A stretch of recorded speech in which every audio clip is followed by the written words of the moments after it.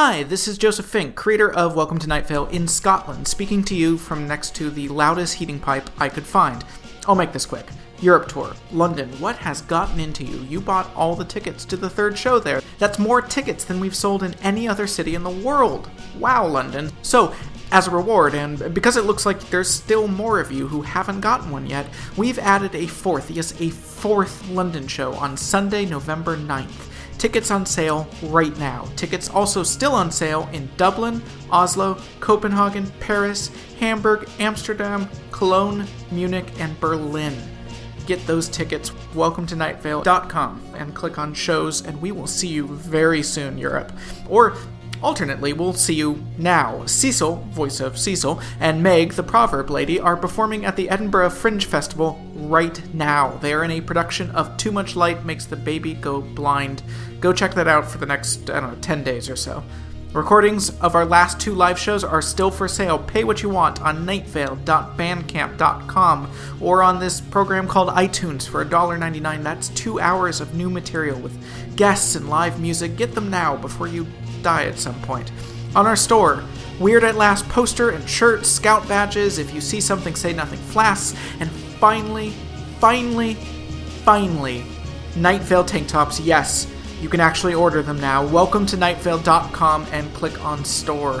Hey, if you like what we do here with our show and you want to please the thin, frail young woman currently hiding in your washing machine, please consider signing up for a small monthly donation. We really do depend on all of you.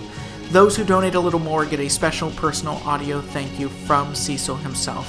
Go to welcometonightvale.com and click on donate to do that thing.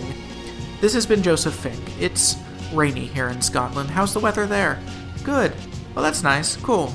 And hey, thanks. Now is your chance. Well, that was it. It's over. Did you do it? Have you achieved what you wanted? No? Ah, well. Welcome to Night Vale.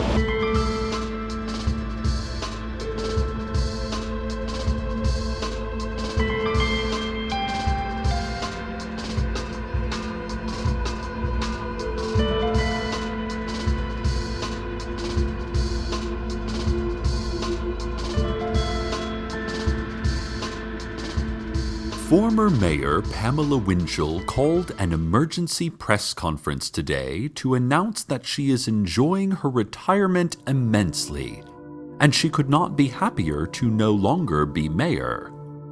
More happiness is not possible, she wailed.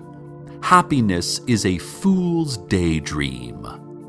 She was then reminded by reporters that she is no longer mayor, and so shouldn't be calling emergency press conferences, especially when there is none of the usual emergencies happening, like seeing an interesting butterfly, eating a very good sandwich, or being disappointed that it is 2 o'clock already.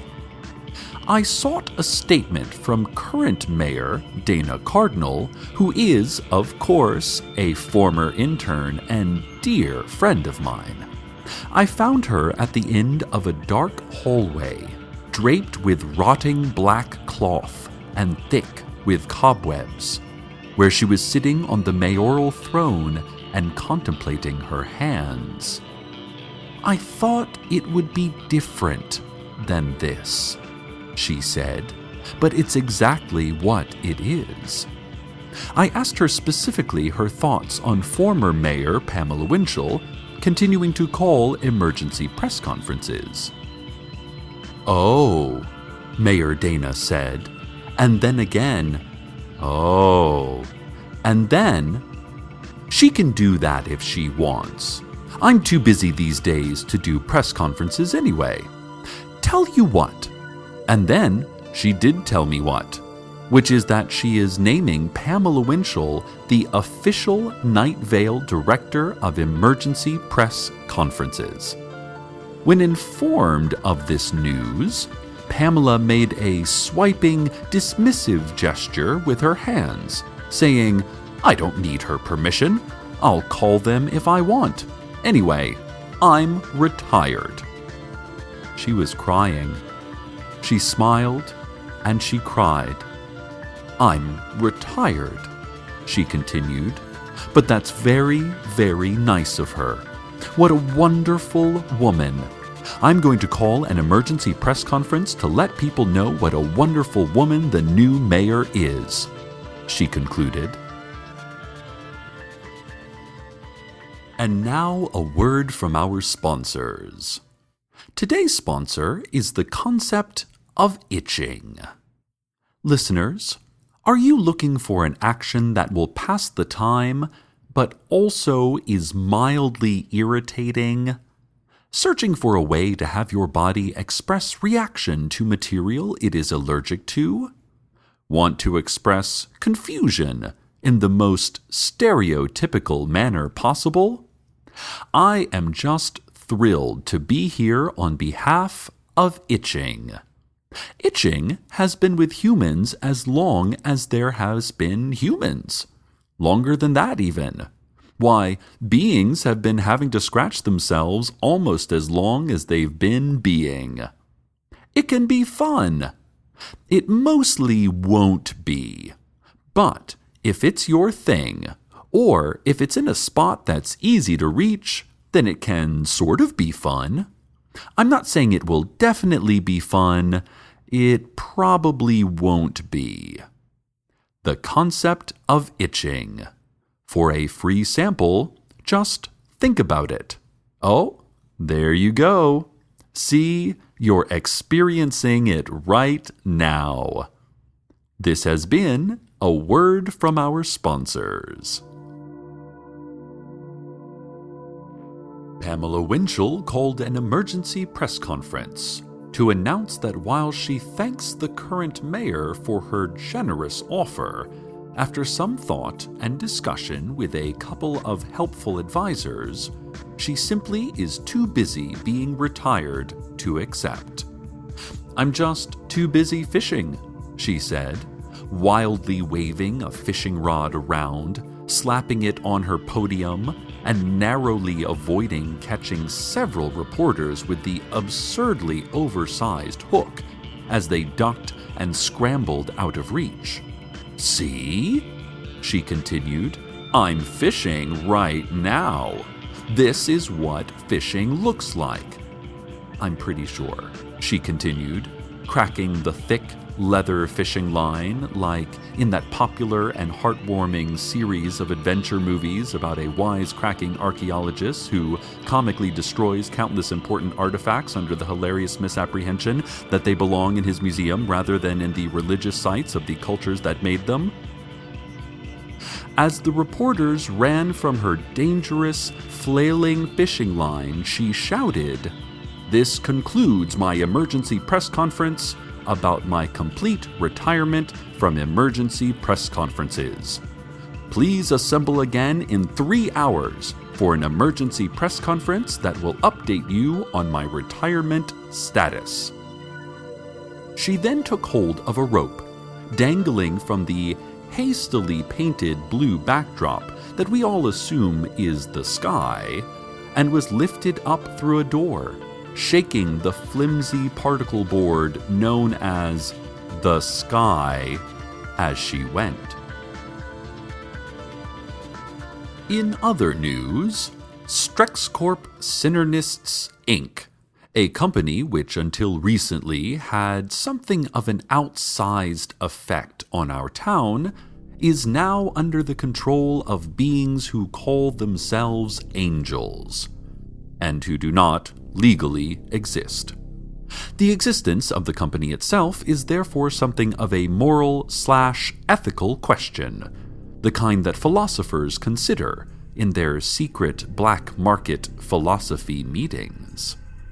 Despite all the difficulties in discussing its very concept, Strex and its new owners have gone about making what they say are constructive repairs to a town damaged by its recent battle with a force that seemed, but was not, greater than our own. For instance, they gave Teddy Williams of the Desert Flower Bowling Alley and Arcade Fun Complex the funds to hire contractors to renovate his building and cover over Lane 5 with asphalt, thus trapping the tiny civilization beneath it that is still declaring war on us.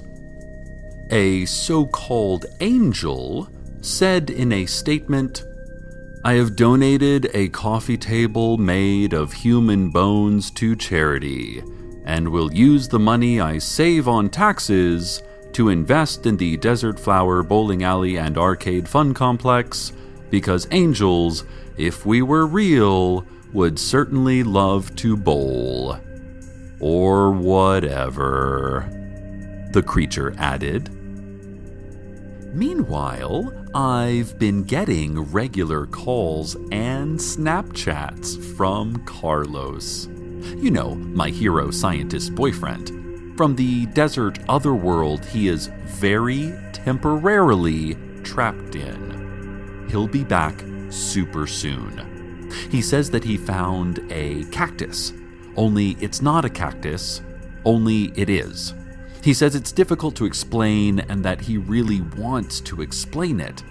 That is what he is for, he said, to explain a world that defies explanation. He sent me a photo of the cactus, but it only appeared on my phone as an error box that said, "Even if you could, you would wish you hadn't." Well, it sounds like he's having fun out there. That's good. Pamela Winchell called another emergency press conference to show just how well she's doing without the need to call emergency press conferences. "Retirement is great," she said. "I've taken up bird watching." She then showed off this new hobby, in the process demonstrating a deep misunderstanding of both the concept of birds and the concept of watching. The resulting fire wiped out the podium and indeed the entire press conference gazebo, sending both Pamela and the attending reporters fleeing in every direction. "See how wonderful being retired is?" she shouted behind her as she sprinted away, smoke-fueled tears streaming from her sunken eyes. "I love being retired. It's the best," she concluded, as the fire spread to several nearby structures, despite the earnest lectures and head-shaking from Night Vale's brigade of brave fire disapprovers. Oh, listeners, I finally got a chance to eat at Tourniquet, Night Vale's hottest new culinary night spot. I mean, I didn't get to eat their food or sit at any of their tables. Reservations are still just too hard to get. But I did make a PB&J at home and eat it quickly in their front waiting area, as the maitre d' glared at me implacably, as he does to everyone, due to the fact that he is a large idol carved from volcanic rock. But, despite the less than ideal visit to the restaurant, it did give me a chance to say hello again to Earl Harlan. Now, it was a big surprise for me. My childhood best friend, Earl Harlan, working at this restaurant after being dragged away by mute, interdimensional children, not to be heard from again for a year and a half. It was a big surprise for me, obviously, because I had no idea he had any interest in cooking, let alone the skills to be a sous chef. Well, I invited him to come on the show sometime and give all of us a few cooking tips. I don't know if he'll take me up on it, but we might be lucky enough to get a peek into the mystical, nearly forgotten art that is cooking. Won't that be dangerous? And probably illegal. Despite pleas from local, regional, national, international, and interstellar authorities, Pamela Winchell has continued to give emergency press conferences to publicize her deep enjoyment of retirement, and to decline the new mayor's standing job offer to give emergency press conferences. Her press conference about tropical fish care resulted in a deadly flash flood that swept through Old Town Night Vale, washing away everyone's piles of cool stones they had found. Her demonstration of coin collecting crashed several world economies, in the process breaking a 10-year peace treaty that had ended the previous Blood Space War. And her demonstration of mass poisoning, unfortunately, went without a hitch. Even as her press conferences have become much more fatal than usual, she has increased their frequency considerably, sometimes having 2 press conferences so close together that they actually occur simultaneously. Pamela speaking in a rapid back and forth to 2 different groups of reporters, as she shows 2 different cataclysmic methods of retirement she has recently been taught by her mysterious team of advisors. More on this story as Pamela continues to create it. And now, some life hacks that will allow you to parse and reprogram the code of life, thus changing the very fabric of your being in a clumsy and likely horrifying fashion. Also, a handy way of organizing your entire existence through a complex system of binder clips and toilet paper rolls. Let's get started. Life hack 1 is... listeners, intern Maureen is waving to me frantically from the control room. Well, more frantically than she does at all times about the general terrifying nature of life. And she's mouthing something. Flannel Fisher? Animals whiz beer? Oh, no. She's mouthing, Pamela is here. Listeners, it seems that Pamela Winchell, her press conference gazebo burned down, has chosen the steps of the community radio station as the site of her next retirement demonstration. Given the effect of her previous demonstrations, this could spell doom for our little station and our little lives. I must try to talk to her. I will, listeners, I will make her listen. And while I make her listen, I will also make you listen to the weather. Now, Pamela, stop. Here I land again, there at Neon Lake Motel. The bird will to keep away the waking hours. I'll go there every night just to feel safe. All the time I will wait for dark to shape my escape.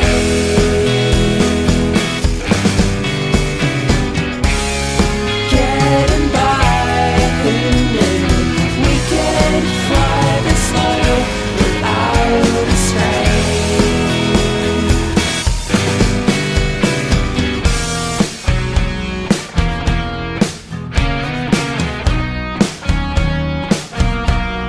Here I go, I see myself, a child, pressing down record and singing wild, pointing at the blue book on the shelf.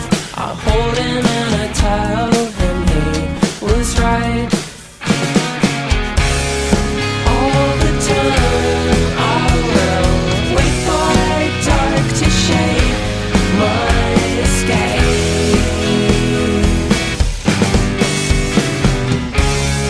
Getting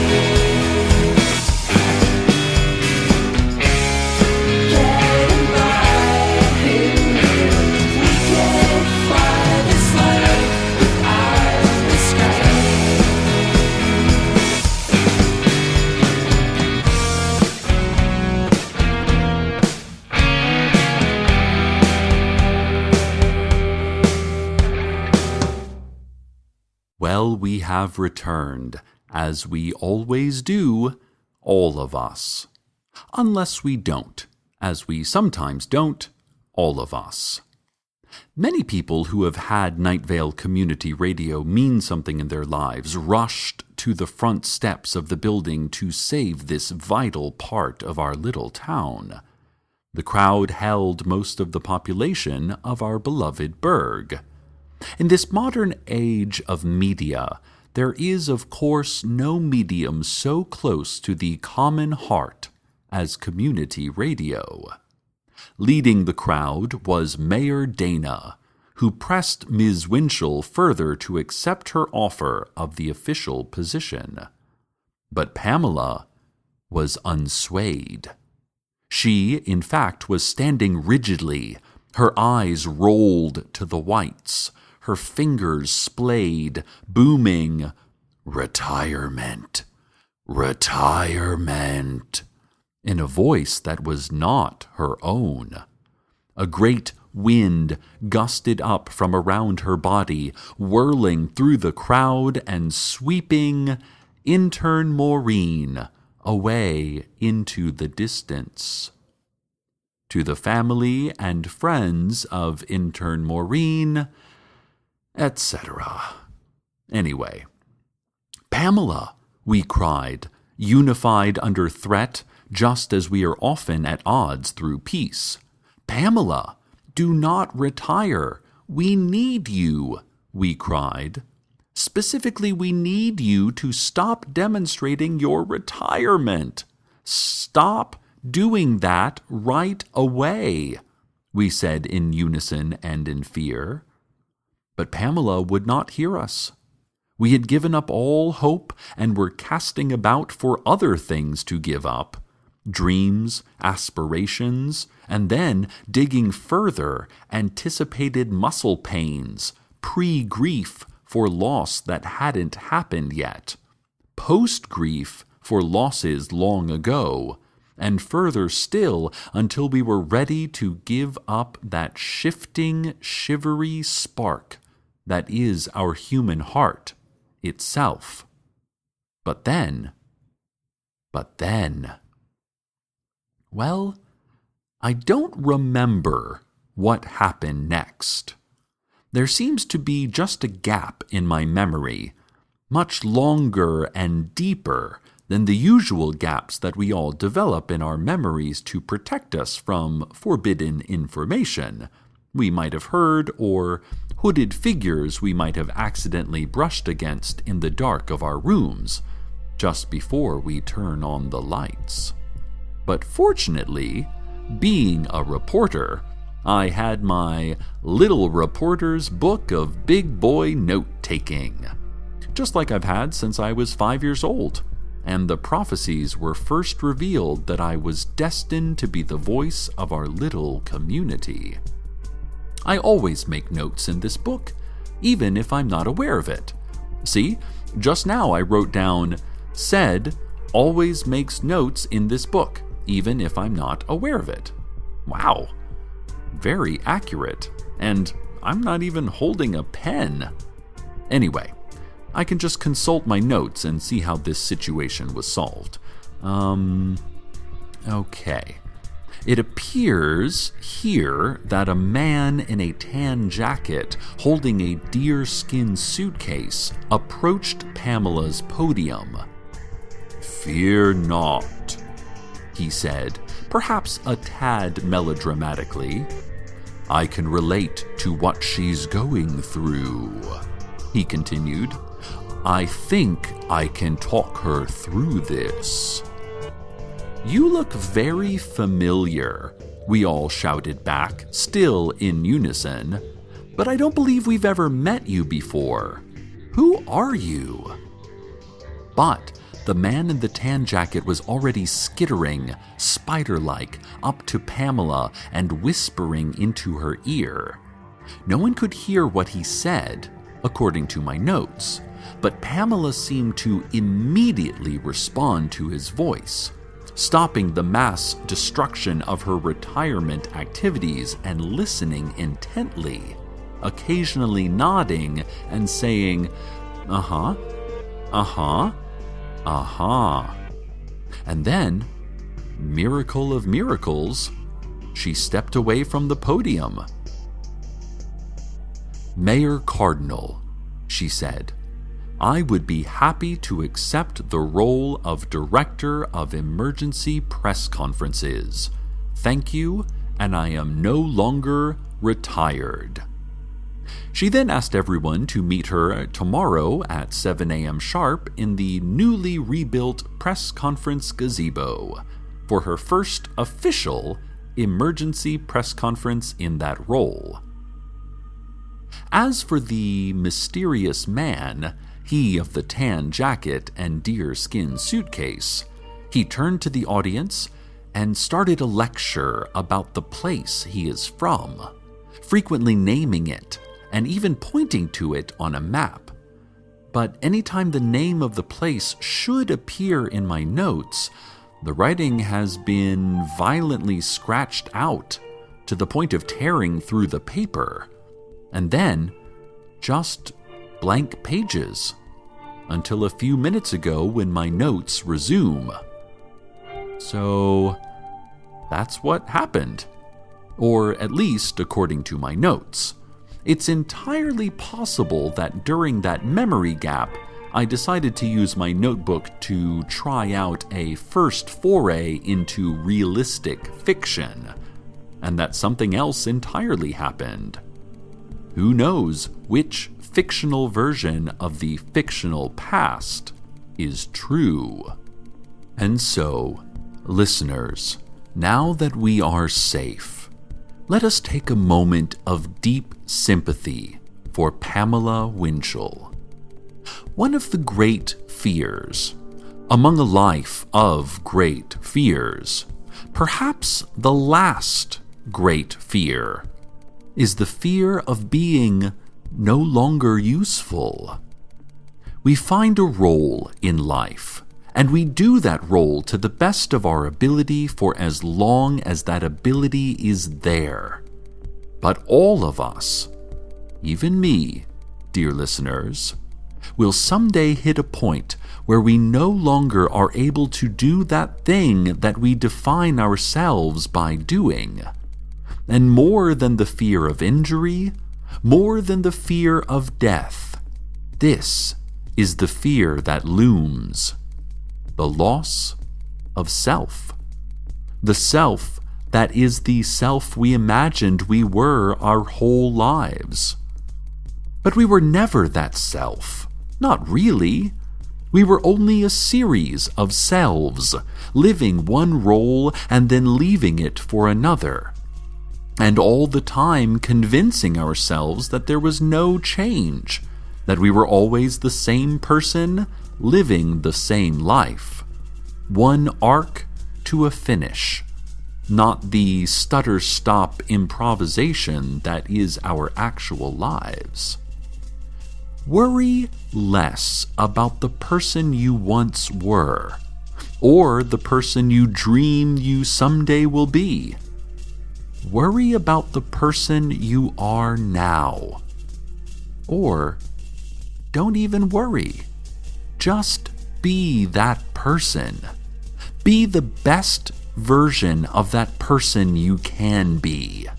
Be a better version than any of the other versions in any of the many parallel universes. Check regularly online to see the rankings. Pamela Winchell was mayor, and now she is not. But that does not mean she is not anything. She is still Pamela.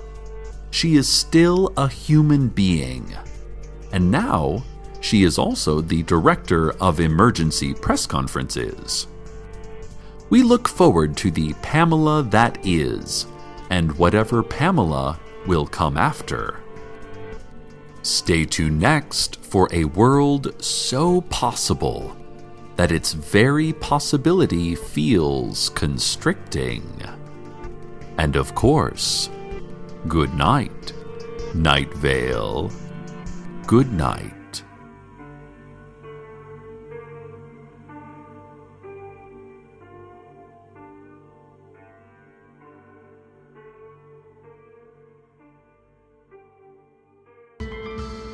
Welcome to Night Vale is a production of Commonplace Books. It is written by Joseph Fink and Jeffrey Craner, and produced by Joseph Fink.